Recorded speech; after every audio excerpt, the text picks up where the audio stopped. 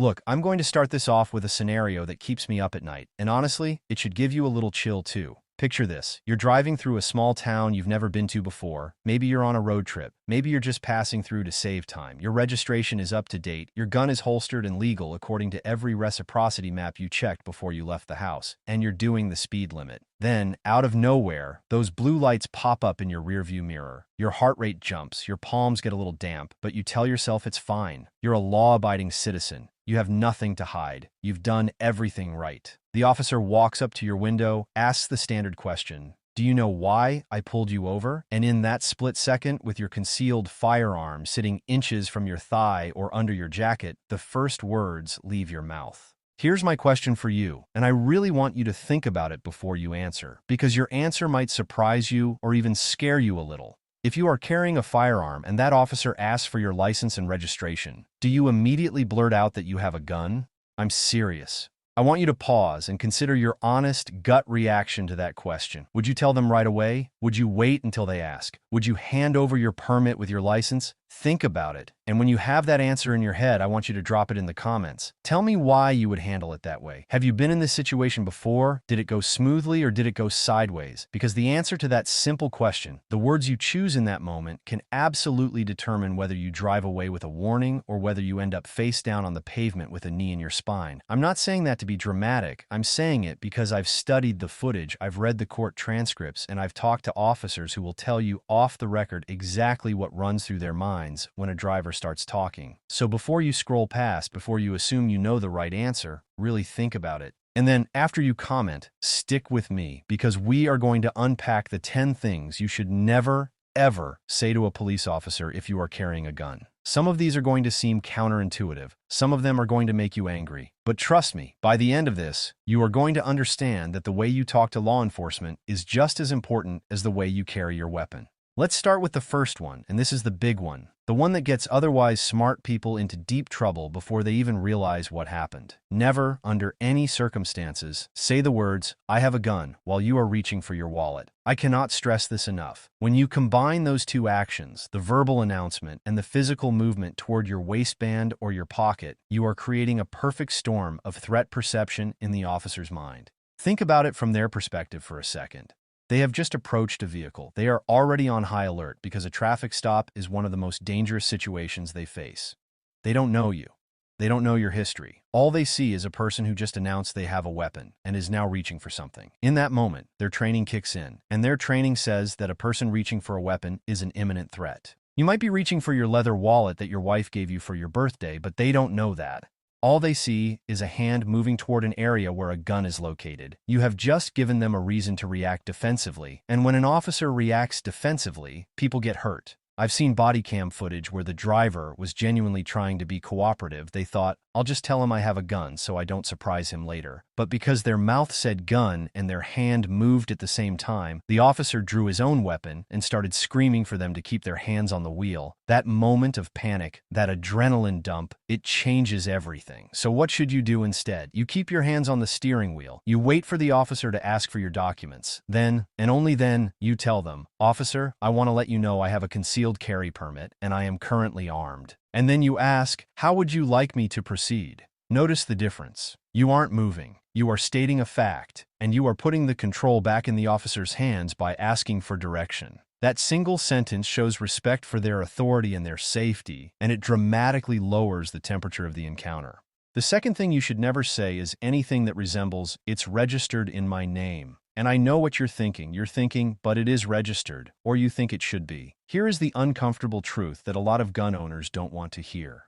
In the vast majority of the United States, there is no federal gun registry. There is no database where your name is attached to that specific serial number that the police can just check on the spot, like they do with your car. When you tell an officer the gun is registered, you sound either misinformed or like you're trying to sound like you know what you're talking about when you don't.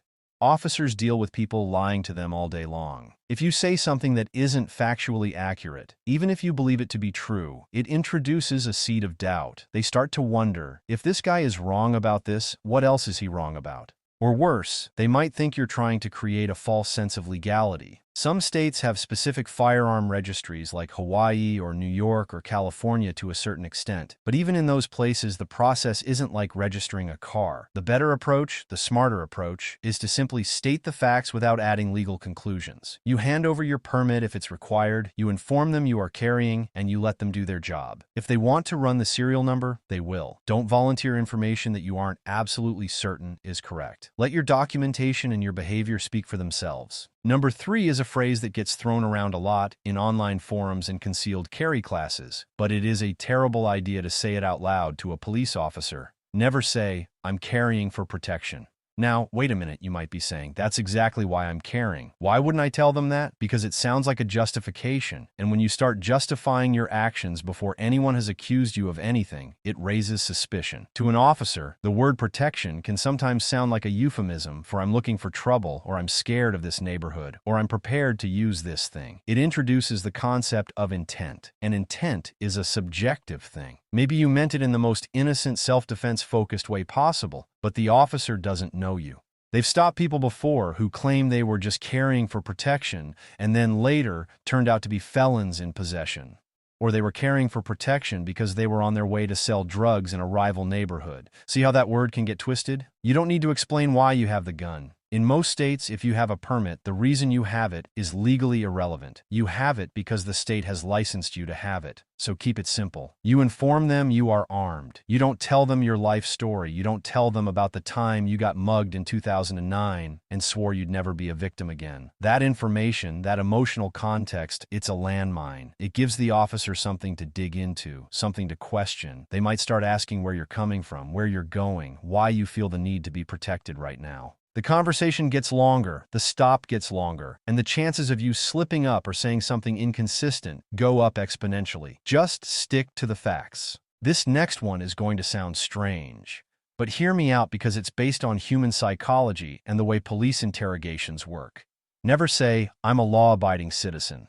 I know, you probably are. You probably pay your taxes, and you vote, and you cut your grass on Sundays. But when you volunteer that phrase to a police officer, especially in the context of a gun, it lands wrong. It sounds defensive. It sounds like you're trying to convince yourself as much as you're trying to convince them. In the world of law enforcement, people who are actually law-abiding don't usually feel the need to announce it. They just act normally. When someone starts declaring how legal they are, how they've never even had a parking ticket, it often signals that they are nervous about something, and nervousness makes officers suspicious. They start to wonder, why is this guy trying so hard to sell me on his innocence? What is he worried I'm going to find? It's the same reason that when someone says, "I'm not a racist," but you immediately know they're about to say something racist. The disclaimer itself is a red flag. Your goal in a traffic stop is to be calm, respectful, and cooperative.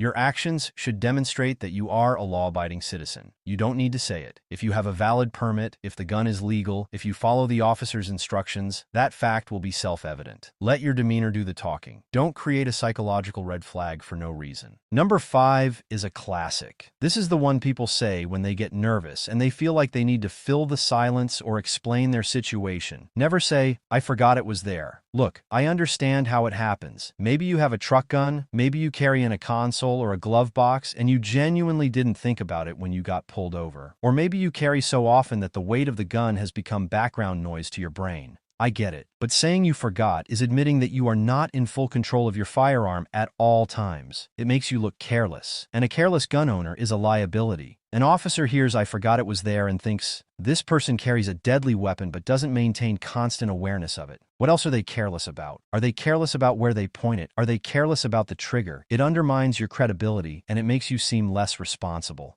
Even if it's the honest truth, and it might be, you have to frame it differently. You don't need to explain your mental state. You simply inform them of the fact. "Officer, I want to let you know I have a firearm in the vehicle. It's located in the center console." That's it. You don't need to say you forgot. You don't need to say you just remembered. You just state the reality of the situation. The officer doesn't care about your memory lapses. They care about where the gun is and whether it's a threat. Keep the story clean. Don't add unnecessary details that paint you in a negative light. Now we get into some trickier territory. Number 6 is something I hear people say all the time, and it drives me crazy because it's so easily avoided. Never say, "That gun is nothing. That one over there is the real problem." I'm using hyperbole, but you understand what I mean.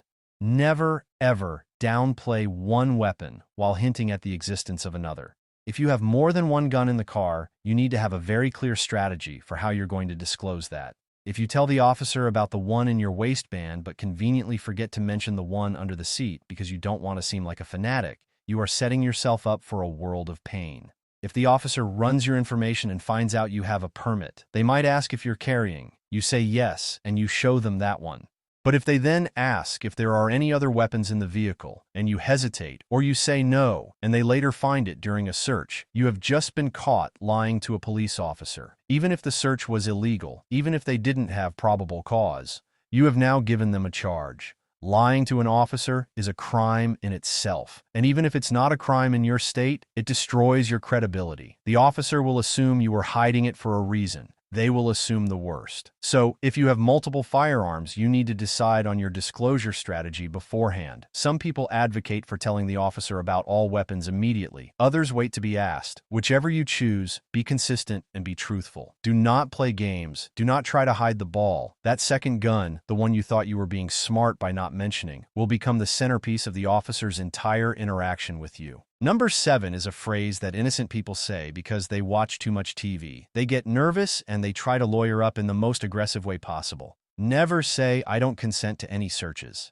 I'm not saying you shouldn't assert your rights. You absolutely should. But the way you assert them matters. If you blurt that out the second the officer walks up to the window, before they've even asked you a question, you look confrontational. You look like you have something to hide. To an officer, that phrase is often a signal that this person is going to be difficult, that they are hiding drugs or something illegal. It puts them on edge. It makes them want to dig deeper. There is a right way and a wrong way to handle consent. The right way is to simply not give consent. When the officer asks, "Do you mind if I take a look around?" You don't have to shout legal jargon. You can calmly and respectfully say, "Officer, I'd rather you didn't. I'm not comfortable with that." That is a refusal. It asserts your rights without being belligerent. If they have probable cause, they're going to search anyway. If they don't, your polite refusal might be enough. But if you come out swinging with "I don't consent to searches," you've escalated the situation unnecessarily. You've made it personal. And when you have a gun in the car, the last thing you want to do is make the officer feel personally challenged. De-escalation is your friend. Be polite, be firm, but don't be a walking legal textbook. Number 8 is one of those things that seems like common sense but trips people up because of nerves. Never interrupt the officer. I know this sounds basic, but you would not believe how many people get themselves into trouble by talking over a cop. When an officer is speaking, especially if they are giving you an instruction, you need to shut your mouth and listen. If you interrupt them, you are communicating that you think what you have to say is more important than what they have to say. In a traffic stop context, that is a power struggle you cannot win. The officer controls the scene. They control the tempo. If they are telling you to keep your hands on the wheel and you interrupt them to say, "But I just want to tell you about my gun," you are creating confusion. You are forcing them to process two streams of information at once: their own command and your response.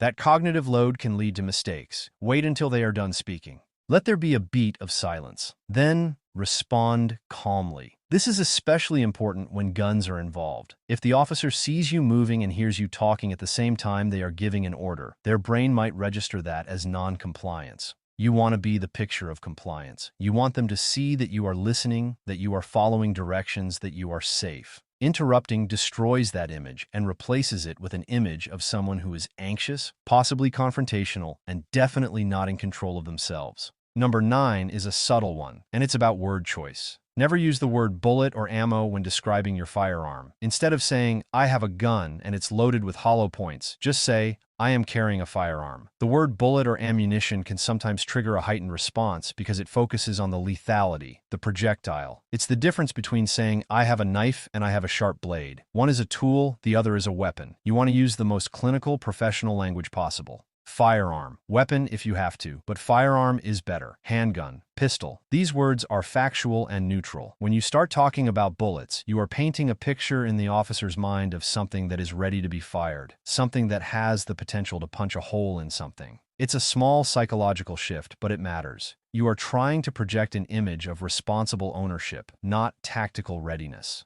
You are a citizen with a permit, not a soldier on patrol. Keep the language calm, and the officer will stay calm. And finally, number 10. This is the one that happens after the stop is supposedly over, and it gets people arrested more often than you think. Never say, "I know my rights, I'm serious." Do not say this. Do not whisper it. Do not mutter it under your breath as you're driving away. I know it's frustrating. I know sometimes officers overstep. I know there are bad apples. But saying, "I know my rights" to an officer who has just finished dealing with you is like waving a red flag in front of a bull. It is seen as a challenge. It's seen as you trying to get the last word, and that last word can very easily turn into, "Step out of the vehicle." Why? Because now the officer is questioning your attitude. They might think you're being sarcastic, they might think you're trying to provoke them, or they might just be having a bad day and decide that your little comment is enough to warrant a further look. You have already won. The stop is over. You are free to leave. The best thing you can do is nod, roll up your window, and drive away. If you feel your rights were violated, you call a lawyer on Monday. You don't litigate it on the side of the road. When you have a gun, your number one priority is to go home safely. That means avoiding any action that could prolong the encounter or escalate the tension. Let them have the last word. It costs you nothing. So think about that initial question I asked you. Would you blurt it out? Would you announce it while reaching? Think about all the little traps we just walked through. The words we choose, the timing, the body language, it all matters more than the legal facts of your permit. You can be 100% in the right and still end up in a bad situation because of a poorly chosen phrase. I want to hear your thoughts on this. Have you been stopped while carrying? How did you handle it? Do you agree with these points, or do you think some of them are too cautious? Drop a comment and let's get a real conversation going. Because the more we talk about this, the more we share our experiences, the better prepared we all are for that moment when the lights come on and it's our turn to speak. Stay safe out there.